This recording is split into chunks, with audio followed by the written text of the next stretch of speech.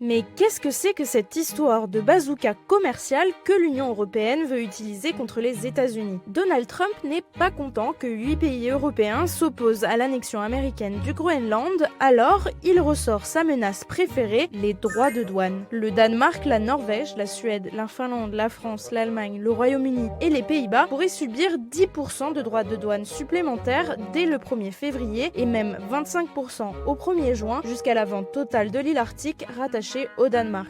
En riposte, Emmanuel Macron va demander l'activation de ce qu'on surnomme le bazooka commercial. Mais qu'est-ce que c'est? Avant tout, c'est une arme de dissuasion de l'UE visant à contraindre les pays tierces à régler les conflits commerciaux par la négociation. L'instrument anti-coercition n'a pour l'instant jamais été utilisé. C'est en fait un outil de dernier recours si les voies diplomatiques sont épuisées. Avant d'être mis en place, la Commission européenne doit évaluer si oui ou non un État tierce exerce une pression injustifiée contre l'UE. Si c'est le cas, l'instrument prévoit une série de mesures parfois très lourdes, comme priver un pays de l'accès au marché unique. Les 27 pourraient, en plus d'appliquer des droits de douane, imposer des quotas d'importation visant plusieurs secteurs, y compris les services, dont les services numériques. Ils peuvent aller plus loin en restreignant, voire en interdisant l'importation de certains produits américains, en suspendant l'autorisation d'exercer accordée à certaines entreprises américaines sur le marché unique, en limitant les investissements de ces entreprises ou encore en restreignant ou en gelant l'accès au marché public européen. Stéphane Séjourné, vice-président exécutif de la Commission européenne, veut aller encore plus loin. Il souhaite réactiver un paquet de droits de douane supplémentaires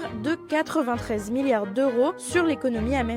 Ce paquet avait déjà été envisagé lors des premières menaces américaines contre l'Union européenne l'an passé. Reste à savoir si l'Europe est capable d'imposer sa contre-attaque à Donald Trump.